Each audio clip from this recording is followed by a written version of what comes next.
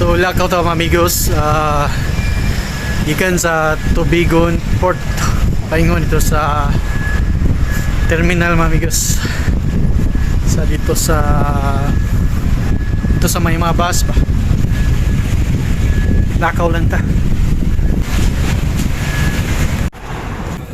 By the way mga amigos, ang blitis sa gikan sa terminal dito sa port terminal paingon diri sa may merkado Tubigon is 20 pesos. Balik ka save ta sa itong paglakaw karon mga amigos. Ilay-ilayo po naglakaw na ito mga amigos. Tawa cross naglakaw oh. Auban nga sakay yung tricycle. Ano siya mga amigos, save ta 20 pesos. Bukat pag gini yung bag na o, doon ka pong bag ng bit-bit oh. Ay.